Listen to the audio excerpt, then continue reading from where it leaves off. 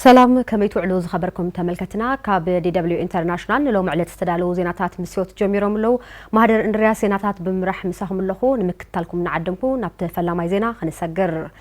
كاب 14 كساب 24 نحاسه 2018 عام تمرت ابزوا معراب ابزحتات وردا زلعاله متن زناب كرخبات صبيت زغبر كوينو ورداتات ولقايت صغدي مايغابا قراريت قفته حمورا كتما دانشان ماي كادراندما كاب 75 كساب 150 ملم كرخبا خمز خلا تنبيا خنتات اير عملكيتو بتمساسالي مبزحتيو خبابتات زوا سمين معراب كاب ماخلاي كساب لعل متن زناب كرخبا تصبيت زغبر نتخون ورداتات اسغده صلمتي صنبلا زانا لعلاي صلمتي لعلاي قرارو سيمتي ديابو ماخلا ديابو تحتها ديابون تحتها قرارون كاب 50 كساب 100 ملم ناي مركب عدل كم زلون تحبير له بحفشاب تزواز هلو زرغح زناب نمنقصقاص حرشا مشتو خوينو كم زغصل ناي ميتورولوجي اهازاو مرداتات كم زم ملاختو دما اتتن بيا خنتات اير عملكيتو مبزحتي ان ورداتات ماخلاي زوا دما كم ماخلاي كساب لعل متن زناب كرخبات صبيت زغبر نتخون عب زبزحا ورداتات كاب 30 ملم كساب 75 ملم متن زناب زهلون كوينو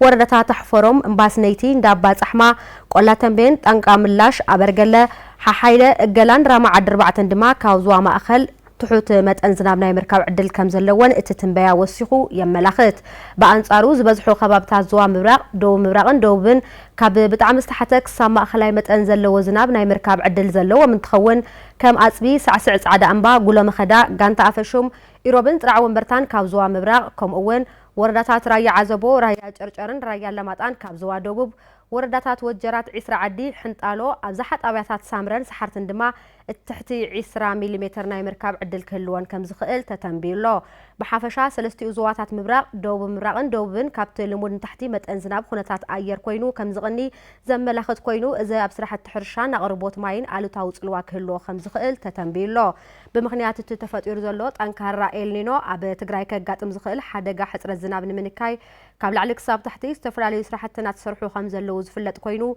اذا سموناو تنبيا اذا نطفتات ماعتو تحرشان مكيال وسانه حبريتا سلازخونه ناب كل حرستاي كبصح كغبرن بببركو زركبا مرارحان بعلميان دما نت انصلالينا زلو حدغا درقن منكاي زخيلن زمطنن مريحنتن دغفن كعرف نحبر كبل كوميشن مرارحا سغات حدغان تግራይ اتحساسيبو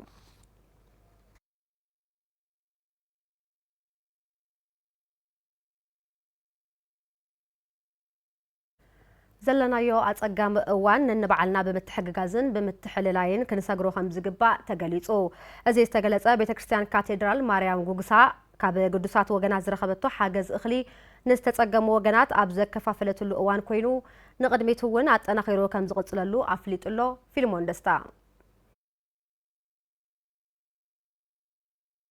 بيت مرتي سنبت كاتدرال مهبر سبات قدستك دوسان مريم غوغسا مس سبكا غبوئ بمتحبار قرصنا نداين بزبل مرحي حساب مخنيات بمغبر ازين مستتصقمو غنات مقلب زوعل 30 كونتال طاف كم زكفافل تفليطان يتحجز كاب ايت فرزغي زمان فس قدس تبحالو قدس وغز ترخبا كم زخونه زحبرو ليق منبر بيت مرتي سنبت بيت كريستيان كاتدرال مهبر سبات قدستك دوسان مريم غوغسا دياقون فيلمون يكون املاك ازي سناي تكبار نقلميتو وانت تنخير كم زقصل غليصو قداماي زور كيغزا دما 20 كيلو اف لاوز كمصالي خلا عدلو على ولدي صومن كي حضره بلبل لهابه موصيو بيت تمرت سنتنا خازون خلاي غزي دما له هولو حونا فرزغي زمن فاس قدس لبحال نوارينتو اديس لهونه بلهاو 30 كونتال طاف ل 150 مؤمنان كبصح بالخل ملكعو بيت تمرت سنتنا ያው خفافيلو አዳሊ ወንዮ ስለዚህ አውዚ ልተገነዩ ያው ለማዓንቲ ለሐዋትና ወን በመመስጋን ክነህቢና ላውዚ መምጻእ ለኻሉ ወለድና አሐዋትና ድማ ላብ ጎዞም በመኻድ ክንሕግዞሚና ዘውዝኒዮ ሓገዝ አውዚ ላብቅዕ ይኾነይ ቀጻሊ እዩ ዋላ ብኽዳን ይኹን ብእንጀራ ይኹን ተሞጽዩ ላፍትል ተጸገመ ላጽናዕና ስለልኾና ተጸንዑውን ስለለለና ለተጸንዑውን ታህልዮም ናካተትና ክንኸዲና ስለዚህ መንዚ ክንወጽቶ ኮይና ተተሐጋጊዝና ክርስቲያናዊ ስነ ምግባርና እንድሕር አርኢና ኮይና ኢና ተጠቀምቲ ተሐገዝ ዝኾኑ ወለዲ ድማ ነቲ ኣብ ኣዝዩ ከቢድ ዋን ዝተገበረ ድጋፍ በመስካን ቀጻልነት ከሎ ተላብዮም ኣነ ሞዓሊ ኣውደ ዓመተይ ተውሂወ ተረዲአ ተደጊፈ ተሐጊዘ እድመይ ጥዕና ይሃበልይ እፊሮም ይእተው حساو لبهم يفصموا أملاخ يدقفلنا دنقل مريم تدقفلنا حقوسنا أينا أو عامات بلعنا ستنا وعل لم دقي أدمي هاوكو وعليه حلكم وحسيتا غيخنكم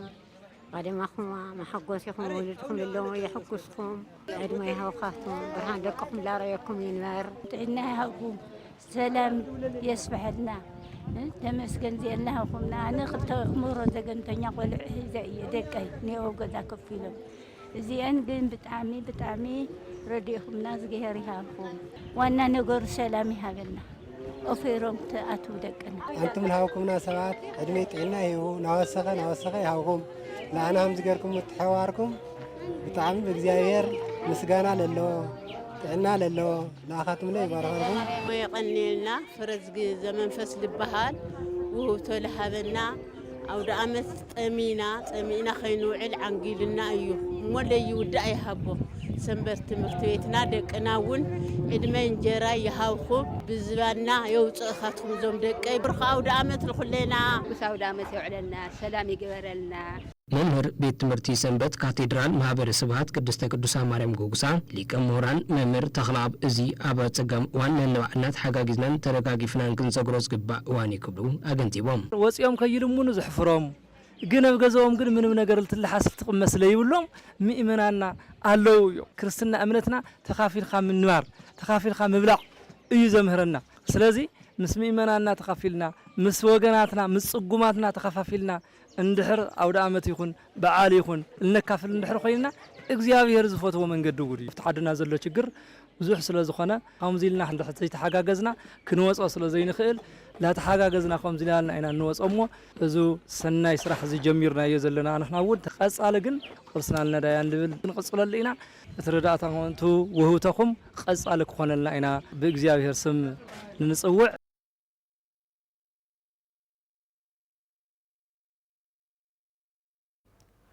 ኣብ መንጎ ህዝብታት ትግራይን ኤርትራን ዘሎ ርክብ ብምጥንኻር እቶም ህዝብታት ዝበህግዎ ልምዓትን ሰላምን ንምርግጋጽ ብዕቱብ ክንሰርሕ ኢና ኢሉ ምምሕዳር ዞባ ምብራቕ ትግራይ እቲ ምምሕዳር ነዚ ዝገለጸ በዓል ማርያ ኣብ ከተማ ዛላምበሳ ብዝተፈላለየ ምድላዋት እንትበዓል ኮይኑ በዚ ዕለት ካብ ሃገረ ኤርትራ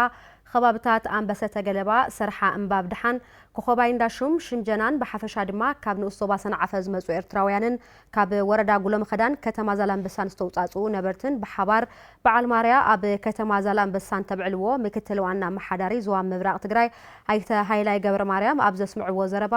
ኣብ መንጎ ትግራይን ኤርትራን ተፈጢሩ ዘሎ ጽምዶ ቀንዲ ዕላምኡ ኣብ መንጎ ክልቲኦም ህዝብታት ሰላምን ልምዓትን ንምርግጋጽ እዩ ምስ በሉ ሓበራዊ ሓደጋን ጸላእንን ተጓንፍ ድማ ሓቢሮም ክምክቱ ግድን ይኸውን ኢሎም ህዝብታት ትግራይን ኤርትራን ናይ ሓባር ታሪኽ ባህልን ኣመጻጽኣን ዘለዎ ህዝቢ እዩ እዚ ጥራሕ ኣይኮነን መጻኢ ዕድላት እውን ሓደ እዩ ዝበሉ ኣይተ ሃይላይ ይኹን እምበር ብፍቕርን ሰናያን ክልቲኦም ህዝብታት ጓህ ዝስምዖ ኣካል እንተሃልዩ ደላይ ሰላም ዘይኮነስ ኣብ ህውከትን ዕግርግር ዝነብር ሓይሊ ጥራሕ እዩ ዝኸውን ኢሎም ኣብቲ መድረኽ ዝተረኸቡ ተጋሩን ኤርትራውያንን ኣብ ዘመሓላለፍዎ መልእኽቲ ድማ ክልቲኡ ህዝቢ ሓቢሩ ብሰላም ከይነብር ብሰንኪ ፖለቲካዊ ፍሕፍሕ ክኸፍሎ ዘይግባእ ዋጋ እናኸፈለ መጽኡ ድሕረ ምባል ሕዚ ግና ተጀሚሩ ዘሎ ሰላም ብምዕማቕ መጻኢኡ ኣብ ዘለምልሙ ዛዕባታት ሓቢሩ ክሰርሕ ኣተሓሳሲቦም ጽልኢ መኻንያ ፍቕሪ ግና ወላድያ ዝበሉ እቶም ወሃብቲ ርእቶ ካብ ሰላም እምበር ካብ ኩናት ዝርከብ ረብሓ ስለ ዘየለ ኩሉ ንሰላም ክዝምር ድማ ጸዊዖም ኣለዉ መሳርሕትና መዝገበ ጎይቶኦም ከም ዝጸብጸቦ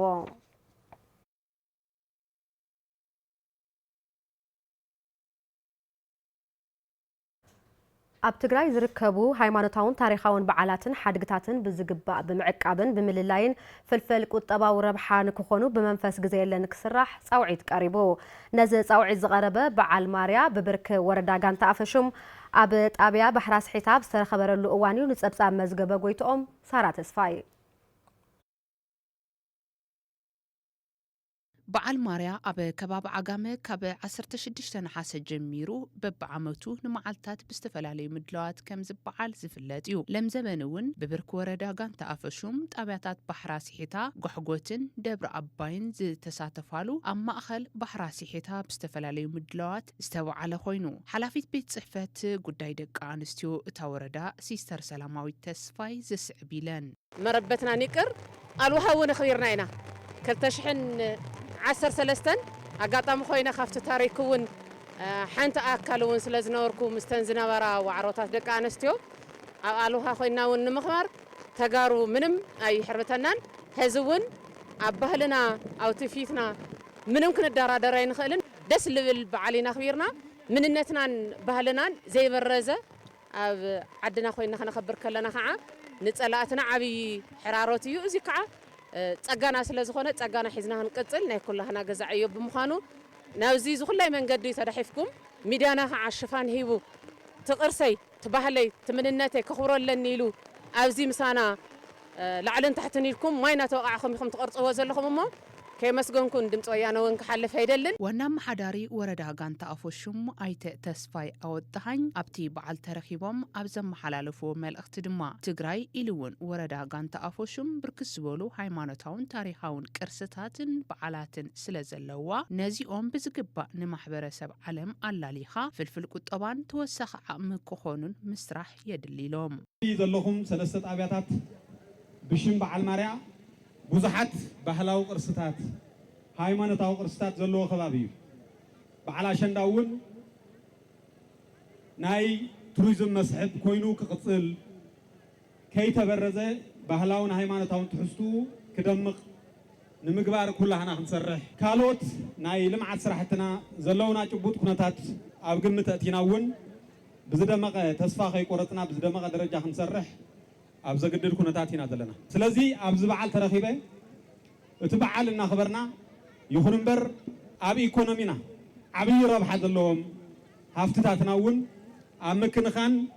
ብዝለዓለ ደረጃ ክንሰርሕ ይግባእ ኣብቲ በዓል ክሳተፉ ዝረኸብናዮም ወገናት ኣብ ዝሃቡና ርእይቶ ድማ ክብርታትን ባህልን ዓቂብካ በዓላት ትግራይ በብእዋኑ ንምብዓል ዝሳለጡ ዘለዉ ስራሕቲ ብምንኣድ እዚ ልምዲ ክዓምቕን ክሰፍሕን ከም ዘለዎ እዮም ዝፀውዑ ከም ጋንታ ኣፈሹ መግለፂ ናይ ዓጋመ ከይተመረዘ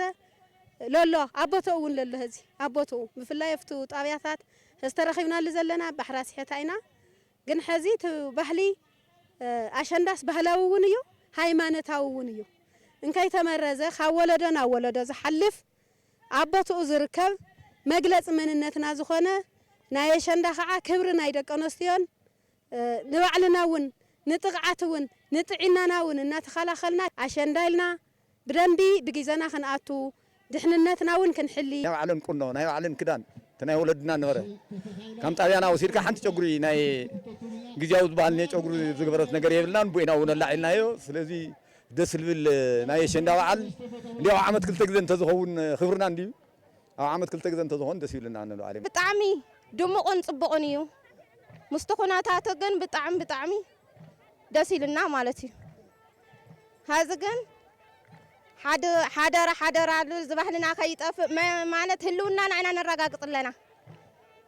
ኣለና ኢና ንብለና ደቂ ኣንስትዮ ማለት እዩ ዓመት ንጽበያ በዓል እያ ካብኡለ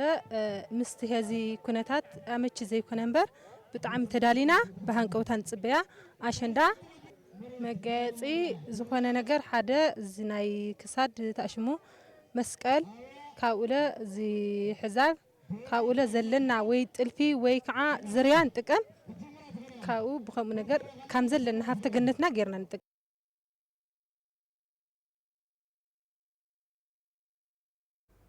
ናይ መወዳእታ ዜና ኣብ ማእኸል መዕቆቢ ተመዛበልቲ ሰብዓ ከሬ ዝርከባ ደቂ ኣንስትዮ ምስ ኩለ መዳይ ፀገማተን በዓል ኣሸንዳ ከም ዘኽብራ ኣባላት ማሕበር ሞናሊዛ ገሊፀን ይኹን እምበር ኣብ ቀረባ እዋናት ዝተፈጸመ ደብዳብ ድሮን ንኻልእ ስነ ልቦናዊ ፀቕጢ ከም ዘሰጥሓንን ዓገብ ክበሃል ከም ዝግብኦን ድማ እተን ተመዛበልቲ ሓቢረን ኣለዋ ፊልሞን ደስታ ብሰንኪ ጽንተታዊ ኩናት ካብ ምውቕ መረበቶም ተመዛቢሎም ኣብ ማእኸል መቆቢ ሰብዓ ካሬ ዝርከቡ ተመዛበልቲ ዞባ ምዕራብ ትግራይ ንሽዱሽተ ወርሒ ተባሂሉ ኣብ ዝተሰርሐ ኬንዳ ንሽዱሽተ ዓመት ኣብ ከቢድ ስቃይ ከም ዝርከቡ ዝፍለጥ እዩ ይኹን እምበር ኣብቲ ማእኸል መቆቢ ዝርከባ ደቂ ኣንስትዮ እቲ ዘሎ ፀገም ተፃዊረን ክብሪ በዓል ኣሸንዳ ብዝተፈላለዩ ምድላት ኣኽቢረን ከም ዝውዓላ ሓቢረን ኣብ ንፋነቐል መበል 6 ዓመት ኣብዚ ተቐሚጥና ኣለና ንሕና ኣብዚ ከቢድ ስቃይን መከራን ኢና ዘለና ኣብ ቅዳስ ቻንዳን ምሰዛብእን ምስ ቁርን ኣሳሒታና ምስ ትኽረምቲ ምዃን ከዓ ጭቃ እዩ ብጣዕሚ ከቢድ መነባብሮ እዩ ዘለና 6 ዓመት ዝኣክል ኣብ ኬንዳ ንቕመጥ ኣለና 6 ዓመትና ክንመልእ ኢልና ትሪኦ ዘለኻ ኣሸንዳ ባህልና ከይጠፍእ ኢልና ምስ ፀገማትና ምስ ኩናት ግን ባህልና ከይነጠፍእ ባህል ወለድና ኢልና ምስ ዘሎ ፀገማት ተፃዊርና ብማሕበር ሞናሊዛ ተወዲብና ኮታ ናይ ሞላሊ ዝኣሰር ክንክተልና ኢልና ናታ ኣሰር እናተኸተልና ኢና ዝበዓል ዘይነውዕሎ ዘለና ብፀገም ብ6 ዓመት ብትኸዳእኽን ብተስፋ ደቅና ሂብና ኸዚ ግን የደቅና ግኒና የሰላም ነይርና ሰላም ለሲእና ያንሄና ብ14 ነሐሰ አየር ደብዲባ ኣብ ትግራዋይ ኣብ ናጻ ኣብ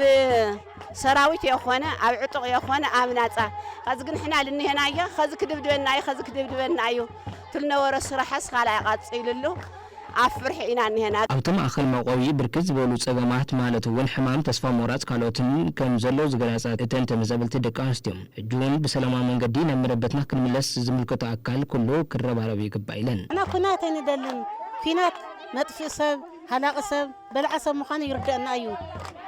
ሕዚ እውን እስካብ መጨረሻ ንሰላም ቅርበት ኢና ብዓለት 14 ደውዲውዎን ገዛን ሰብን ብጣዕሚ ዝሕዝን ግን ንሱ ከይበገረና ባህልና ብኡ ኣይንዕገትን ኢልና ናቱ ሕራን ኢና ድማ ነካይድ ዘለና መፍትሕልውለ ለዓድኻ ምኻድ እያ ሕና ለዓድና ክንኸድ ኢና እምባ ኣውዚ ላለመና ክንነብር ኣይንደሊ ሕመራ ይትርስዕ እኮ ነበርና እየኖሮ እዚ ክመፀና የበልና መፅኡ ካብ ገዛና ጓሳቁልና ነበርቲና ዝኹለይ ገዛዙ እሞ ምናዳፍትና ኸዚ መስናደ ንጓሳቆል በልና እናበልና እናበኸነ ኣይና ንሓደር ኣለና ንሕና ተመዛበልቲ ናብ መረበትና ብሰላማዊ መንገዲ መንግስቲ ፌደራል ይኹን መንግስቲ ትግራይ ክምልሰና ኢና እንደሊ ክብላ ድማ ኣዶ ወንበር ማሕበር ሞናሊዛ ወይዘሮ ሙና ዩሰፍ ገሊፀን ንሕልፎ ዘለና ኣብ ሕማቕ ኩነታት እዩ ኣብ ጥሜት ኣብ ቁሪ ኣብ መከራ ምዝብኢ እናተዳፋእና ሎሚ ሓልፈልና ጽባሕ ሓልፈልና ካብ ዝብል ግን እቲ ሽግር ከም ሽግር ኮይኑ ባህላ ዓድናን ኩሉ መዓንቲ ካብ ሓዘንስ እናሰሓቕና ደኾን ይሕይሽ ኢልና ከብድና ይሰሓቐን ስኒ ግን ዳሕረዋይ ፍጥረት ስለ ዝኾነ ክምስና በልና ባህልና ከይንገድፍ ሰላም ደኾን ይመፀልና ሓቦ ደኾን ይሒዞም ካብ ዝብል ግን ምስ ብዙሕ መከራን ሽግርን نحلف لنا شندا بهل نخين عصو مالتي اب سلام يزركب محبر مناليزا سلام يزمر كل ما انتي صقومات دق انستيو خيخفئن صقومات سدرا سوات كينبعا ايخونينا نزلنا ما اخلنا تسقاي تدبدينا انا قد محيز مويتنا انا قد محيز صقيمنا يا قد محيزي تشدش عامد فرق تقنسنا زلنا بموتن بحمام ما اخلنا لو مجن سلام غيرو نعدنا هنسدد خوسدنا ندلي متحبابري ማእኸል መቆቢ ተመዛበልቲ ሰብኣካሪ ኣይተ ዘበኖም ኪዱ ከም ዝገለጹ እቲ ኬንዳን ዕንፀይቱን ብስባሶ ስዒቡ ድማ ተመዛበልቲ ኣብ ከቢድ ስጋት ኣለዉ ዘብሉ እንትኾኑ ዝምልከቶ ኣካል ነዚ ህፁፅ ዘላቒ መፍትሄ ክህበሉ ድማ ተማሕፂኖም ሰብኣካሪ ክበሃል ከሎ ኣብ ደገ ኮንካ ውሽጢ ኮንካ ብማይ ኢና ንሕልፎ ዘለና ክረምቲ ካብ ምዃኑ ኣንጻር ምስቲ ናይ ብዙሕ ግዜ ብዝገበረሉ እቲ ኬንዳ ንሽዱሽተ ወርሒ ተባሂሉ ዝተሰርሐ 6 ዓመት ይገር ዘሎ ሻድሻ ሸንዳ ንሕልፍ ለና 2012 ብቻ ኢና ሕመራ ሓሊፍና ዝመጣና ስለዚህ እቲ መናወሩና ንሕልፎ ዘለና ብትትሪኦ ዘለኻ ደረጃ እዩ ማይ እንትመፅእ ክዳው